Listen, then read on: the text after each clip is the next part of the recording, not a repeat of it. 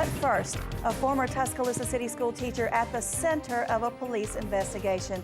I'm Janie Wallace in for Lynn Brooks. Right now, the investigation of the former teacher is still developing and officials are remaining tight-lipped about the situation. But here's what we know so far. According to Tuscaloosa Police, the Juvenile Department is investigating Jennifer Elabash, a former teacher at Central High School. And according to the Tuscaloosa City School System personnel report, Elabash resigned from the school system last week. According to Central High School's website, Elabash was a Spanish teacher, and the website also shows Elabash used to teach at Westlawn Middle School, and she is a graduate of the University of Alabama. Tuscaloosa City Schools officials would not say why Elabash resigned. Meanwhile, Tuscaloosa Police Chief Steve Anderson tells WVUA right now no charges have been filed. We've got a complaint, and as a result of receiving that complaint, we're currently doing an investigation. At this time, there have been no arrests made, and the investigation is still ongoing. And school officials tell WVUA that it's a personnel matter that has been turned over to the police. In other news, many members of Tuscaloosa's Hispanic community are reacting to Alabama's new immigration law. And concerned parents are looking for answers about how their children could be affected. WVUA's Daniel Sparkman joins us now with more. Daniel? Today I spoke with Martha Rodriguez, an Hispanic immigrant who has 4 children and 3 grandchildren, all born in the United States. Ms. Rodriguez says she is worried about who would take care of them if she is ever taken into custody because of the new law. Rodriguez says she feels the law is unjust.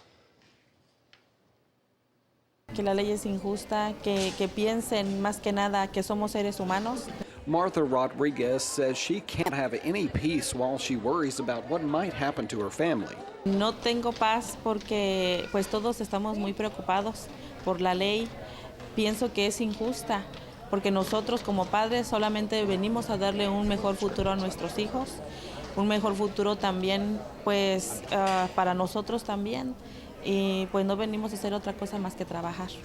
Some immigration lawyers are advising some undocumented immigrants to sign power of attorney forms for their dependents.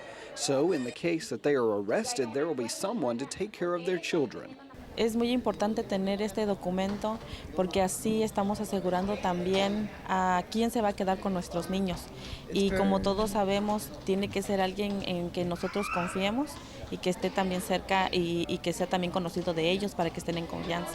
Rodriguez says she just wants the chance to prove that Hispanics are an important part of the community. Pues que nos den la oportunidad de demostrarle, no nada más con palabras, sino con hechos, que también somos aquí un beneficio al país o al Estado. Tuscaloosa police say they will give suspects the opportunity to find someone to care for their children if they are being taken into custody.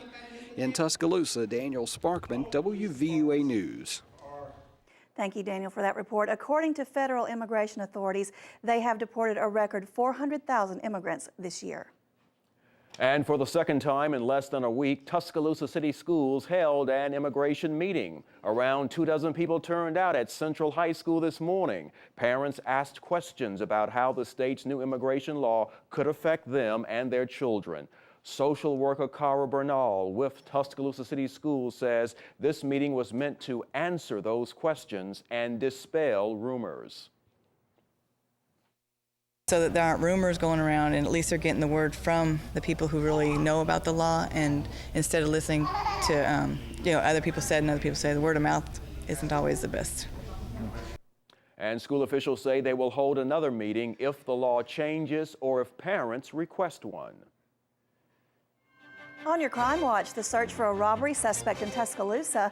It happened at the Shell Food Mart on Martin Luther King Jr. Boulevard. Now take a look at these photos. Police say this is the man wanted in connection with the robbery. It happened around 3 p.m. last Thursday. According to the cashier, the suspect pulled out a gun, demanded money, then left the store on foot. If you have any information, call Crime Stoppers at 752-STOP. New at 6, WVUA is covering Coaling, where the City Council is set to vote on zoning changes tonight.